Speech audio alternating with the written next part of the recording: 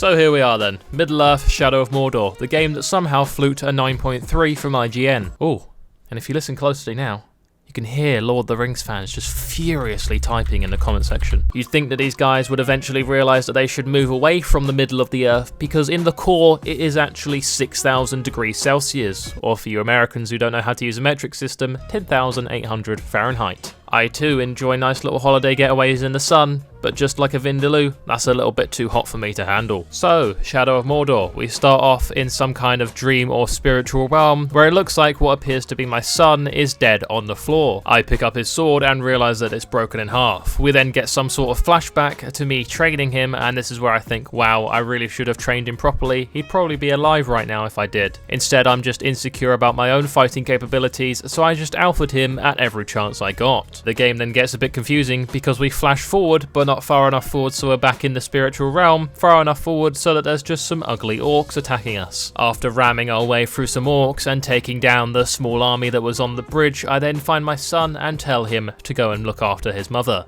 because nothing is more important than protecting the booty. We then once again flash forward, and there she is, my wife, his mother, dead on the floor. And I think from this we can gather he did about as good of a job protecting her as I did protecting my virginity when my next door neighbour started making moves. I would like to say that she was the girl next door type, but it was actually a 40-year-old man called Greg. We flash back to a time when my life was a little bit better because my wife was alive. Don't get me wrong, intercourse with corpses is still alright, but it can just be a little bit cold sometimes. Doing the right thing here, I sneak up behind her to give her a flower, because remember boys, if a girl rejects your advances, just sneak up behind her with a flower and a flannel of chloroform and everything will be fine. Like a typical wife though, I do something nice for her and then she just brings up her father. Did you talk to my father? I mean, come on. First it was in the bedroom, and now it's while I'm giving you presents. There must be a better life than this.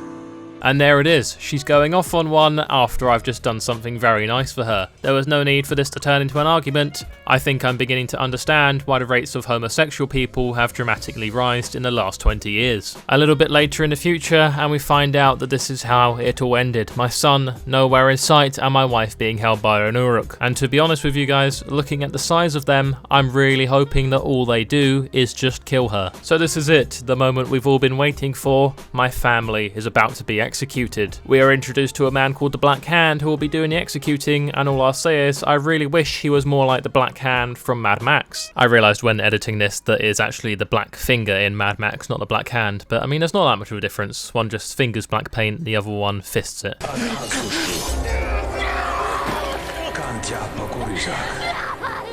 We'll be together, my love. Soon. Forever.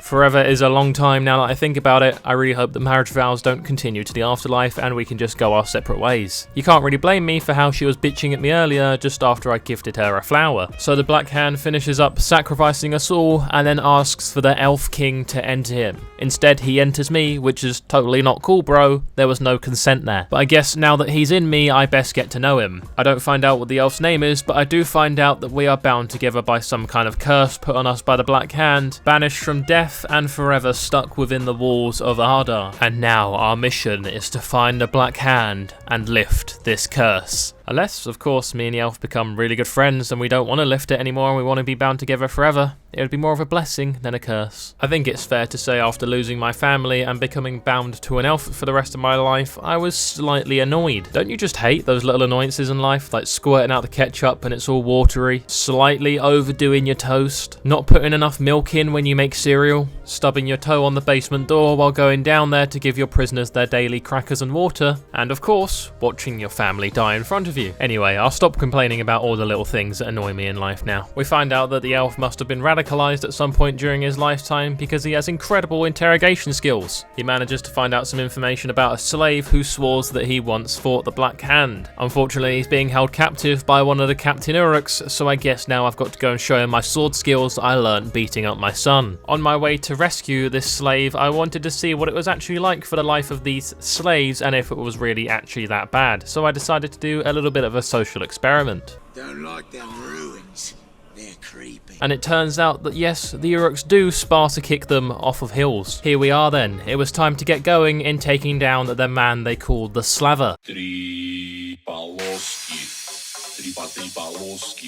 As much as he's a bad guy and all that sort of stuff, I really appreciate him showing his Eastern European roots, calling himself the Slaver. Must have been a pretty hard transition for him, moving from one of those cold countries all the way to the 6,000 degrees of Middle-earth. We get our first look at the Slaver, and honestly, I find it quite weird that he's not wearing a tap-out t-shirt, but hey, I guess we'll get past that. My first attack on the camp is taking out all of the archers that the Slaver has protecting him, because being an archer is one of my favourite things to do in video games, and I don't want people showing me up doing better than me, so I always remember to take out them first. Just because I enjoy something doesn't necessarily mean that I'm good at it. I enjoy taking drugs, but I still can't really take them that well. I always need help inserting them into my arsehole. So here we go, my chance to take out the Slaver, and then I remember that I haven't unlocked the aerial assassination skill yet, so I end up just jumping down, awkwardly landing next to him, and asking him how his wife and kids are. He replies to me saying that they're all healthy and well, not doing too bad at the moment, thank you, asking how my wife and kids are, and I say, well, they're dead, but apart from that, everything's looking pretty peachy. It's so nice sometimes learning about other people's lives and how they're doing behind the scenes of all of this Uruk and running a slave camp stuff. We still do have to kill the Slaver though, so that's enough learning about his personal life. Let's get down to business.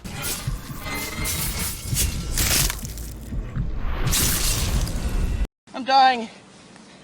Help me. Beheading him like he's one of Henry VIII's wives seems a little bit harsh after I just got to know him, but hey, look on the bright side. At least now he has something in common with my family. We try and get a word in with one of the slaves who says that he's forged the Black Hand, but then this guy comes out of nowhere. It's okay though, no need to be alarmed, he's got a beard and long hair, that means that he's a good guy. It turns out we know him, and he tells us to come to his outcast camp, presumably where he keeps the slaves, to find out some more information on the Black Hand. Not gonna lie though, he seems a little sus to me. He runs a camp for the slaves where he frees them, gives them food and makes sure that they have an actual half-decent life. But nobody actually does that out of the kindness of their own heart, they only do it to make themselves seem like a better human being than you. Before we even get a chance to follow him to the outcast camp though, we then spot one of the most famous characters from the Lord of the Rings movies. That's right, you guessed it, it's Dobby.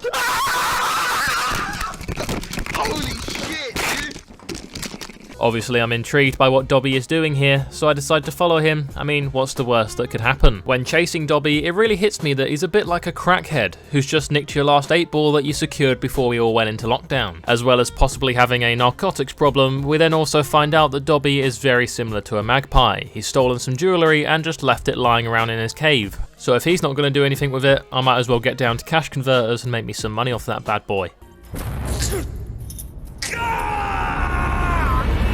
On the other hand, maybe I won't turn this into cash converters, as it seems to spark some kind of memory for the elf. So now we need to get a hold of Dobby and see if he has any other amnesia fixing jewellery. He swears to serve the Bright Master. He takes him to his treasures.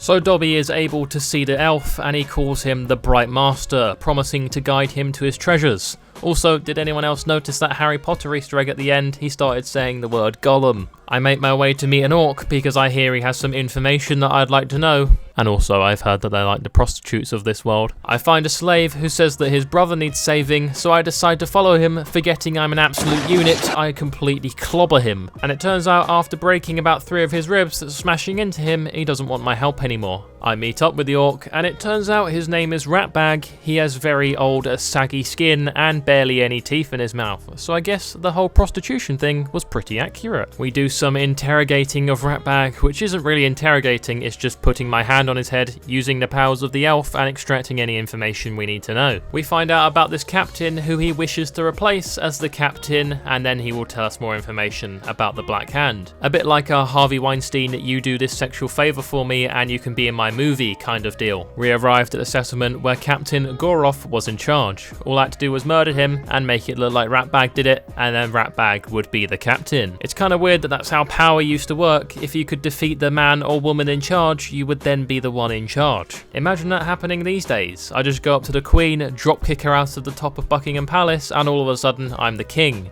I mean, I do dropkick old women, but I don't usually get a reward for it. Anyway, no amount of beating up my own son could prepare me for how many Uruks were here. So what did I do, you ask? Well, I freed some of these beasts and decided to just let them go ham on the whole settlement. It's kind of like a brutal karma. They have slaves to do the jobs that they don't want to do, and all of a sudden, I free a massive beast to do the job that I don't want to do on them. After letting those beasts, which are called Caragors, do about 99% of the work, I then find my way to Goroth. Surprisingly, this absolute unit of an Uruk who is in charge of this whole massive settlement was actually very easy to kill. I mean, it wasn't quite a "this is Sparta" moment, it was more of a "wow, you must have had some seriously brittle bones if you're dying from a fall like that." Not quite as epic as I imagined that battle, but either way, Goroth was dead and it was now time for Ratbag to take charge of this whole place. And it was really at this moment where this game went from being sort of a 7 to 8 out of 10 so far in the intro